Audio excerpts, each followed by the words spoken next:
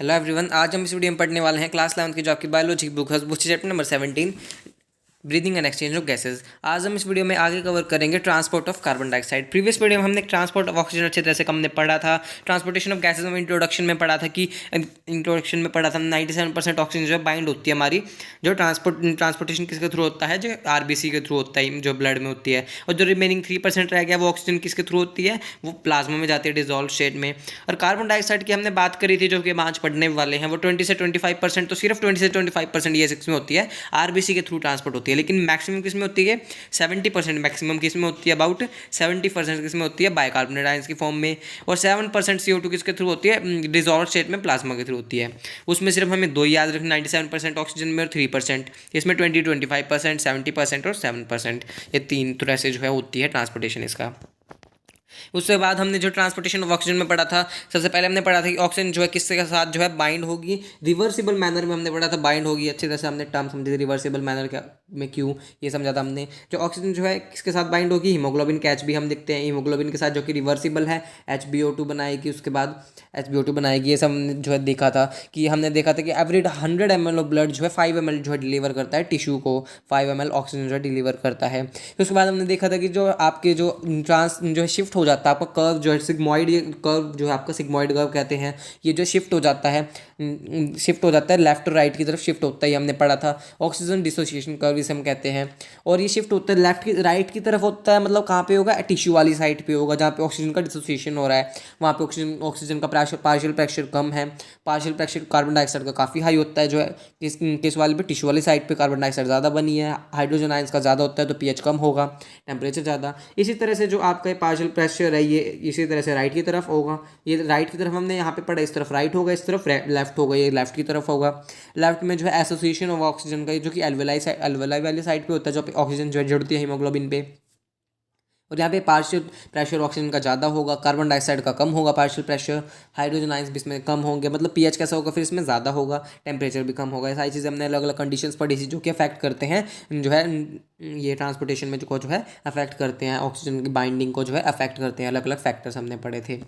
आज हम आगे जो है इसके जो है हमने स्टार्ट करेंगे आज हम आगे ट्रांसपोर्टेशन ऑफ कार्बन डाइऑक्साइड, किस तरह से कार्बन डाइऑक्साइड का ट्रांसपोर्टेशन होता है। इसमें भी अलग अलग जो है जो फैक्टर्स है जो कि अफेक्ट करते हैं बाइंडिंग को। जो है कार्बन डाइऑक्साइड के पार्शियल प्रेशर होता है, जो partial pressure of carbon dioxide उसको जो है अफेक्ट करते हैं। इसके भी अलग अलग जो है प्रेशर होते हैं। इसी तरह से टिश्यू वाली साइड पे जो है टिश्यू वाली साइड पे होता है, एल्वेलाई वाली साइड पे होता है, ये होते हैं। और इसमें कार्बन डाइऑक्साइड का सबसे पहले हम जो है बात करें इसमें जो किस तरह से इसका ट्रांसपोर्टेशन होता है, तो इसकी बात करते हैं। CO2 सबसे पहले जो मान ये आपकी CO2 है, ये किसके साथ जो है बाइंड करेगी, HBH के साथ जो है बाइंड करेगी आपकी, जो आपकी CO2 किस वाली साइड पे, टिश्यू वाली साइड की हम जो है बात कर रहे हैं। जो आपकी CO2 है बाइंड करेगी HBH के साथ। हीमोग्लोबिन उसमें Hb है, हाइड्रोजन आयंस भी है, जो कि रिवर्सिबल है। इस तरह से रिवर्सिबल है, रिवर्सिबल नहीं होगी तो फिर तो कुछ है ही नहीं, रिवर्सिबल होना काफ़ी इंपॉर्टेंट है। HbCO2 बनाएगा और HbCO2 बन जाएगा हमारे पास, और क्या बनेगा, H पॉजिटिव आयन बनेंगे। ये तो हम सबसे पहली रिएक्शन तो ये होगी, CO2 HBH के साथ जुड़ेगा, HbCO2 और हाइड्रोजन आयंस जो है इससे अलग हो जाएंगे। हम दूसरी रिएक्शन की बात करें, फिर से यहाँ पे CO2 और यहाँ पे क्या जुड़ेंगे, अब H2O जुड़ेगा, CO2 H2O। अब यहाँ पे मैंने आपको एंजाइम बताया था जो कि कार्बोनिक एनहाइड्रेस, ये पिछले वाली रिएक्शन जो मैंने आपको बताई वो भी कार्बोनिक एनहाइड्रेस की वजह से ही होगी। यहाँ पे Ca लिख देता हूँ, कार्बोनिक एनहाइड्रेस, इस एंजाइम की वजह से जो है ये रिएक्शन होती है। एंजाइम काफ़ी इंपॉर्टेंट है ये। इसके बाद इस पे बनेगा H2CO3 बनेगा। H2CO3 के अलावा क्या बनेगा यहाँ पे, H पॉजिटिव आयंस। अब यहाँ पे जो है फिर से जो है H पॉजिटिव आयंस बने। ये H पॉजिटिव आयंस पे जो काफ़ी जो है जो एक फैक्ट जो है रोल प्ले करता है, तो इसको जो है जरूर देखिएगा, रोल नहीं प्ले करता है इसमें, जो है एक इफेक्ट आता है, बोहर इफेक्ट, तो इसके बारे में पढ़ेंगे। यहाँ पे क्या बने, H2CO3 और हाइड्रोजन आयंस बने। फिर उसके बाद जो ऑक्सीजन जो है यहाँ पे होगी, ऑक्सीजन जो HBH के साथ जो बाइंड करेगी, जो ऑक्सीजन है यहाँ पे क्या बनेगा, फिर HbO2 बनेगा, HbO2 बनेगा यहाँ पे। तो HbO2 जो है यहाँ पे हाइड्रोजन के साथ बनेगी। उससे पहले देखते हैं जो यहाँ पे जो हमने पढ़ा पिछली रिएक्शन में कि जो हाइड्रोजन आयंस उससे निकले, CO2 के साथ जो है आपकी HBH बाइंड करी, फिर उसके बाद CO2 के साथ जो है वाटर बाइंड करा। इसमें जो दोनों में क्या निकला हमारे पास, H पॉजिटिव निकले दोनों में, तो ये जो है H पॉजिटिव जो है निकले हमारे पास। तो यहाँ पे जो HbO2 से जो है H पॉजिटिव जो है बनना, it is the dissociation of HbO2 due to the formation of the H positive ions, से हम क्या कहते हैं, बोहर्स इफेक्ट कहते हैं।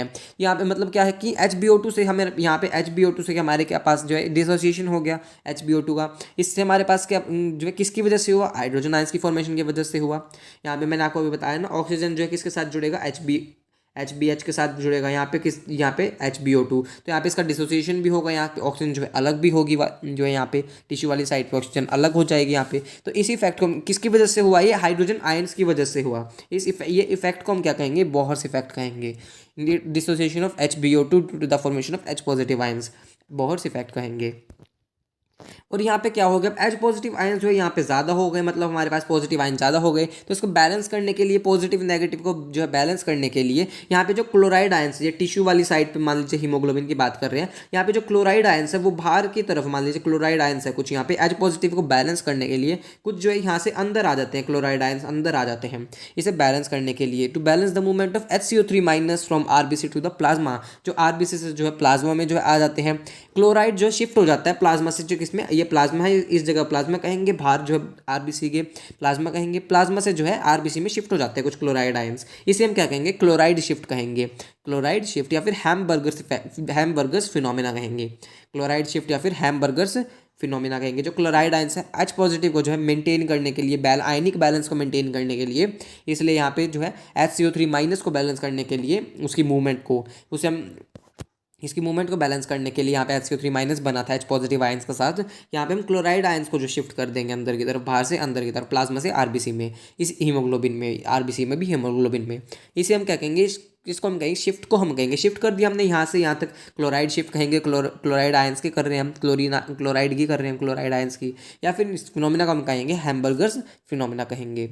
तो अब आपको इतना क्लियर हुआ होगा। ये सारी चीज़ें हमने किस पे पढ़ी, टिश्यू वाली साइड पे पढ़ी, ये सारी चीज़ें कि टिश्यू वाली साइड पे इस तरह से डिसोसिएशन जो है ऑक्सीजन का, यहाँ पे जो कार्बन डिसोसिएशन हो रहा है, ऑक्सीजन का कार्बन डाइऑक्साइड का एसोसिएशन यहाँ पे जो है बाइंड कर रही है कार्बन डाइऑक्साइड, अब वो जो है वहाँ पे चली जाएगी एल्वियोलाई। अब जो हम बात करेंगे एल्वियोलाई वाली साइड पे, जहाँ पे जो वहाँ पे जाएगी एल्वियोलाई वाली साइड पे, जो आपकी कार्बन डाइऑक्साइड, वहाँ पे जो है कार्बन डाइऑक्साइड का डिसोसिएशन हो जाएगा ऑक्सीजन का, फिर वहाँ पे फिर से वहाँ पे एसोसिएशन होगा ऑक्सीजन का, वहाँ पे बाइंड करेगी ऑक्सीजन हीमोग्लोबिन के साथ।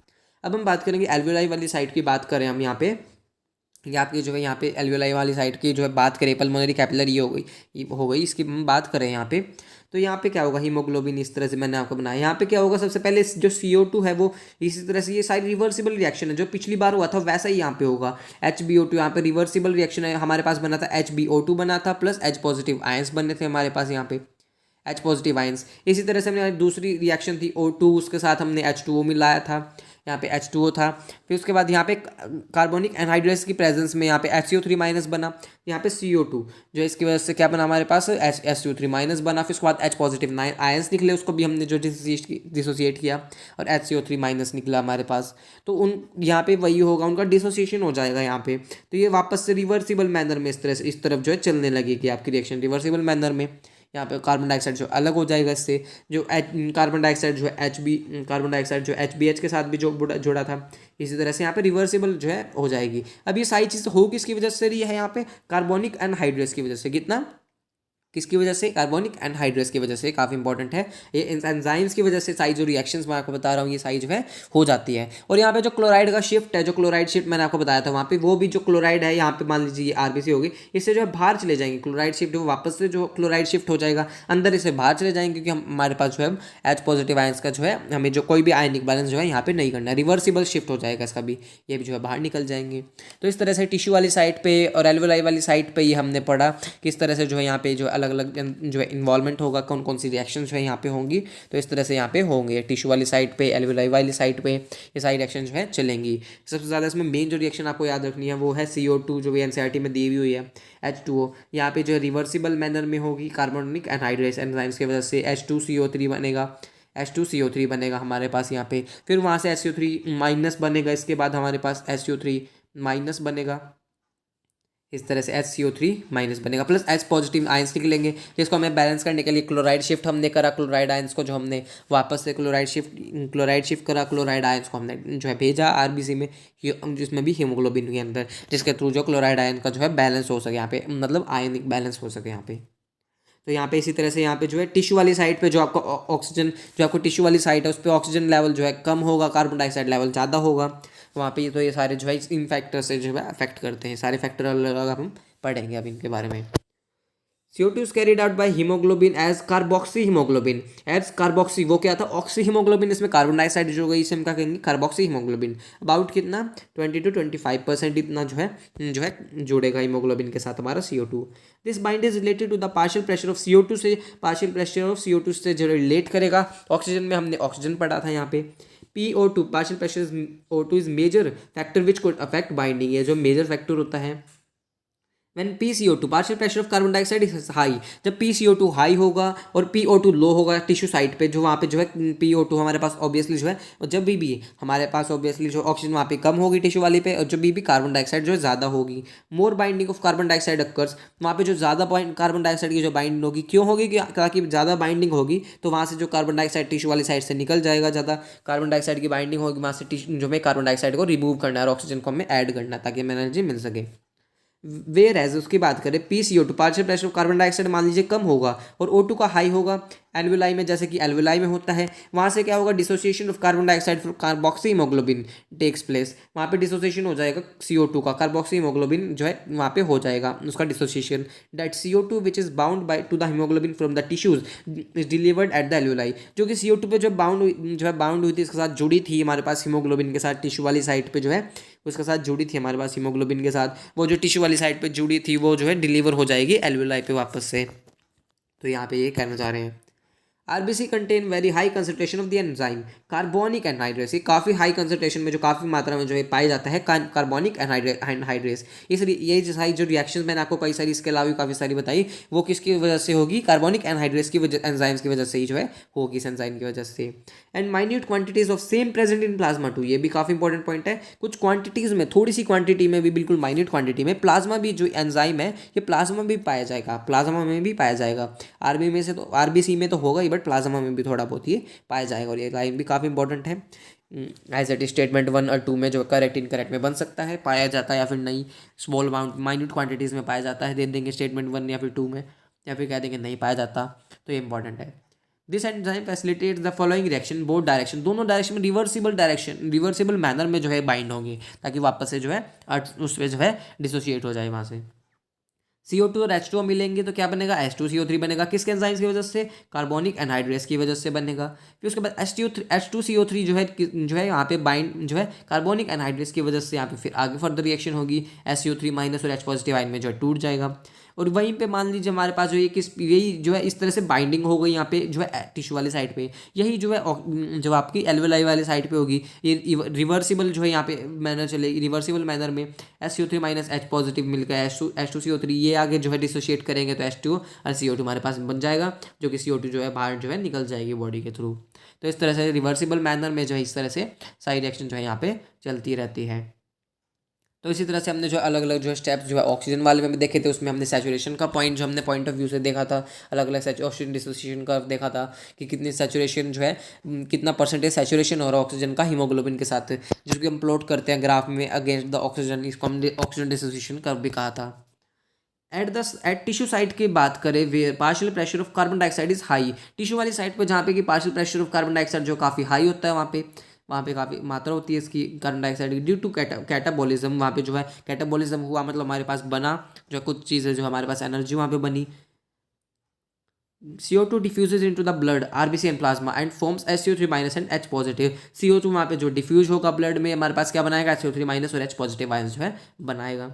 एल्वियोलर साइट की बात करिए, कहाँ की साइड की हमने बात करी, टिश्यू वाली साइड की। At alveolar site where PCO2 is low, carbon dioxide का प्रेशर पार्शियल प्रेशर जो काफ़ी जो है कम होता है, पार्शियल प्रेशर जो है कार्बन डाइऑक्साइड का कम होता है। The reaction proceeds in the opposite direction, मैंने आपको ये बताया था, ये जो है अपोजिट डायरेक्शन में इस तरह से एरो दिखाया भी हुआ है, अपोजिट डायरेक्शन में जो है करेगी, जो है आगे बढ़ेगी, ये वाली डायरेक्शन प्रोसीड मतलब बढ़ना आगे बढ़ेगी, leading to the formation of CO2 and H2O दोबारा से यहाँ पे बन जाएगा, जिसके थ्रू जो क्या होगा CO2 जो है बाहर निकल जाएगी। Thus CO2 trapped as bicarbonate at the tissue level and transported to the alveoli released out as CO2, जो कि ट्रैप हुई थी CO2 जो है बाइकार्बोनेट की फॉर्म में टिश्यू लेवल पे, और ट्रांसपोर्ट हो जाएगी एल्वेलाई में, जो कि बाहर निकल जाएगी। फिर उसके बाद ट्रांसपोर्टेशन होने के बाद एल्वेलाई पे आ गई कार्बन डाइऑक्साइड, फिर उसके बाद रिवर्सिबल मैनर में होगी, जिसके थ्रू जो है कार्बन डाइऑक्साइड बाहर निकल जाएगी। एवरी 100 ml, अब इसमें every 100 ml of deoxygenated blood delivers approximately 4 ml of carbon dioxide to the alveoli. कितनी अप्रोक्सीमेटली 100 ml ब्लड में कितनी होती है डीऑक्सीजनेटेड ब्लड में जो है कितनी होती है अप्रोक्सीमेट कार्बन डाइऑक्साइड 4 ml जो कार्बन डाइऑक्साइड जो एल्वेलाई में जो है अप्रोक्सीमेटली डिलीवर की जाती है। जबकि हमने ऑक्सीजन की कितनी पढ़ी थी, हमने 5 ml पढ़ी थी। कितनी 5 ml। ये क्वेश्चन भी काफ़ी इंपॉर्टेंट है, आया भी हुआ है PYQ से, PYQ का क्वेश्चन आया भी हुआ पिछले साल में नीट में 2-3 साल पहले, तो ये इंपॉर्टेंट है। तो 4 ml CO2 जो है ट्रांसपोर्ट करता है, और वो वाला 5 ml जो है करता है ट्रांसपोर्टेशन ऑक्सीजन का, जो है ऑक्सीजन का 5 ml और इसका जो है कार्बन डाइऑक्साइड का 4 ml होता है। सो आई होप आपको क्लियर हुआ हो इतना। तो हमने पढ़ा अच्छी तरह से जो है कार्बन डाइऑक्साइड के बारे में पढ़ा, किस तरह से उसका जो है बाइंडिंग होती है, अलग अलग फैक्टर्स हमने जो देखे कि कौन कौन से फैक्टर जो है अफेक्ट कर सकते हैं, ये सारी चीज़ें हमने देखी। रेट ऑफ डिफ्यूजन को कौन कौन से जो है अफेक्ट करते हैं, डिफ्यूजन हो सके वहाँ से, डिफ्यूजन नहीं बाइंडिंग हो सके वहाँ पे हीमोग्लोबिन के साथ, अलग अलग रिएक्शंस हमने पढ़ी। सो आई होप आपको क्लियर हुआ होगा। सो आज हम इस वीडियो में इतना ही पढ़ेंगे। नेक्स्ट वीडियो में आगे रेगुलेशन ऑफ रेस्पिरेशन, रेगुलेशन पढ़ेंगे किसके थ्रू जो है होता है ये, जो कौन कौन सा पार्ट, जो ब्रेन का कौन सा पार्ट है जो इसको जो है इसमें इन्वॉल्व होता है, इसको जो है कम ज़्यादा कर सकता है, हमारी जो है इसको CO2 और ऑक्सीजन की बाइंडिंग को कम ज़्यादा कर सकता है। डिसऑर्डर्स देखेंगे कि अलग अलग क्या होते हैं। सो आई होप आपको क्लियर हुआ होगा। सो अगर आपकी वीडियो अच्छी लगी हो, वीडियो को लाइक कीजिएगा, मेरे चैनल को सब्सक्राइब कीजिएगा और मुझे कमेंट करके बताइएगा आपको वीडियो कैसी लगी। थैंक यू, मिलते हैं नेक्स्ट वीडियो में।